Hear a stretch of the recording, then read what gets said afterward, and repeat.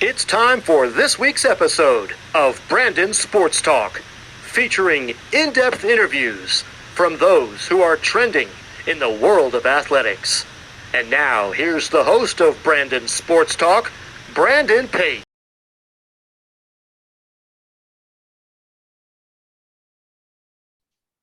Welcome back to Brandon Sports Talk. In today's episode, I have the privilege to interview the Toronto Blue Jays pro scout, Stephen Yo. How are you doing today? I'm good, thanks. Can you talk about how you knew that you wanted to become a pro scout in baseball?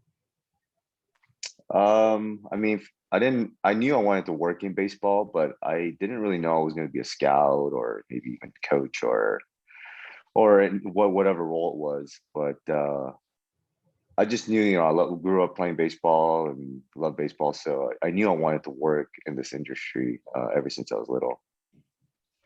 What are some of the roles that you've done as a scout? Well, I've been mostly on the professional side and the international side, so it's just mostly evaluating players and doing a lot of player acquisition, negotiating contracts, like things like that. That's mostly been what I've been experiencing so far. What are the difference between international and the pros? Well, international is more outside of the U.S. So my say expert, I don't want to say expertise, but my little area that I'm more knowledgeable in is in the Pacific Rim, in the Asian markets. So but that's considered international. So whenever you do international scouting, what is the process of international scouting? Well, there's different rules and there's different basically it's a different league, so you have to kind of look at it in a different lens and a point of view, because the quality of play is different. So if a player is putting up really good numbers or even really bad numbers, well, not so much bad, but really good numbers, you have to really be able to dissect and really see it for what it is, rather than you can't be comparing it right away to the US level play. So What is the day in the life of a pro scout consist of? I mean, we're usually the busiest. We're out in the field, so we're busiest during baseball season. Spring training, we're out there. Our normal day is really just get up, write reports on who we saw the day before, usually who you're comfortable with, and we're doing that most of the day. And then go out and watch baseball games, come back, sleep, and do it all over the next day. So we're usually doing that for the entire baseball season. What does a scout report consist of? Oh, it's just the basics of, you're grading out the 5 tools and writing a real quick summary of everything. It's nothing completely out of the ordinary than what you would imagine. When you go out to look at players in the international and domestic, what do you look for in players to make it to the major leagues? I mean, besides the basic skill sets, the ability to play, I think the most important, and probably just as important, even more important, is their makeup and their character. I think that goes a long way. If they have a really good makeup and a really good character, and you feel a lot better about him coming when you acquire him, that he could play at adjust and play at a high level really quickly, rather than a guy who's, say, doesn't have as good makeup and is won't fit in as well. It just makes things a little more difficult. So makeup is definitely something that is not overseen at all. I saw that you played professional baseball. Can you talk about, of course, how has that helped you to now become a scout? I mean, my pro career wasn't that great, but I will say the one thing that I have taken from my playing career, especially at the pro level, is people don't really realize how hard it is, like physically and mentally, the grind of it, and day to day, like being able to experience that. You understand, I think, the player's point of view a little bit better than somebody who hasn't played, and you're just basically evaluating them on their pure skill sets. I think when they have bad days, you kind of you have a feeling why they have a bad day. If they have a really good day, you have a good idea why they're having a good day. So I think that experience has really helped me put things in better perspective. What was your time like as an international scout with LG Twins? A lot of travel, probably more than now, and a lot more pressure too. Being an international scout, you're only trying to sign 3 players max, sometimes even less than that if you're re-signing guys. But the pressure of them performing, picking the right player is really important, because if you pick a wrong player, your season's pretty much out the window. So it's pretty pressure, and the travel is pretty rough because you might be in 4 or 5 different cities in a week. So it can get pretty rough. Now that you travel for the Toronto Blue Jays, can you talk about, of course, the process of traveling and going to different teams? It's a little bit easier. It's a little more regional for us.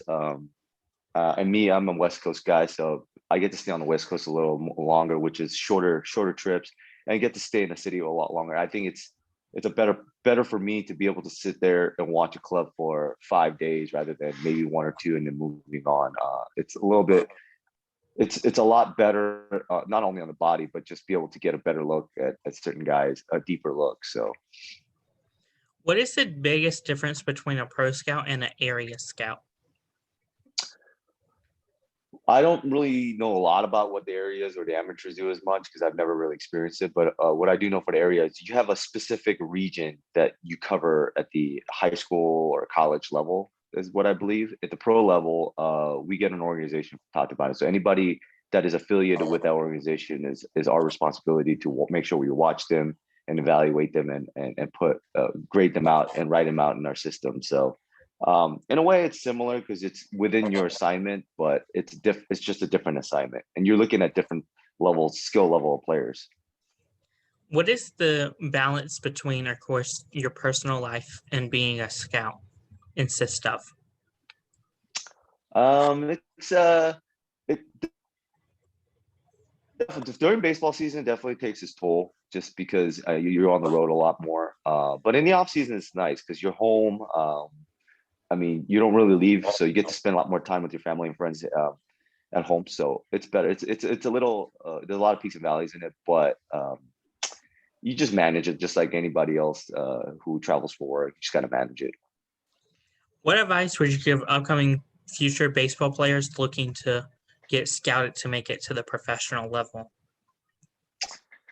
I mean, just getting your foot into the door first is probably the biggest thing. Whatever you feel very comfortable and you feel like you're really good at, in any things, as coordinator, just an intern, operations intern, or speaking different languages, or you can get into pretty much getting your foot in how the organization works important.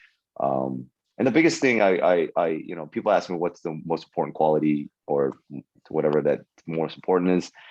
Communication. You got to be able to communicate. You got to be able to deliver your message in a very clear and concise way. I think that is the most important thing. You can have all these great thoughts in your head, but if you can't deliver it to the necessary people, it doesn't do anybody. Work on and constantly try to improve. What advice would you give upcoming people looking to get into pro scouts? Pro scouting is a really small realm. It's honestly getting smaller especially with data and video nowadays. I mean, there's not much. I was in a very unique position where I was been doing this outside, and I just happened to get really lucky. There was a position open where they needed help in both areas, and I could essentially do both work being the same guy, which probably helped a lot. So, but other than that, just looking at other people, how they got in, it's just working as a scout as long as you can and constantly and continually build relationships with other people in the organization. That usually really, really helps. So that's all I can really say is just keep working at where you are, and hopefully you'll continue to move up. That's wonderful advice. Where can my listeners find you at on social media along with the Toronto Blue Jays at? You can find me on Twitter at my name, Stephen U38. It's my handle. I'll tweet here and there. And then also you can just find us at MLB.com at the Blue Jays website and follow us, and pretty much it. Thank you again, Stephen, for your interview, and best of luck in your future as a pro scout for the Toronto Blue Jays. Thanks, Brandon, for having me. You can find Brandon Sports Talk on Facebook at Brandon Sports Talk, Instagram at Brandon Sports Talk, Twitter at Talk_Brandon, and you can find me on YouTube at Brandon Sports Talk. Don't forget to like, comment, and subscribe. Thank you again, Stephen, for your interview, and best of luck. You've been watching Brandon Sports Talk. Please feel free to like, share, and subscribe to Brandon Sports Talk on social media and on YouTube.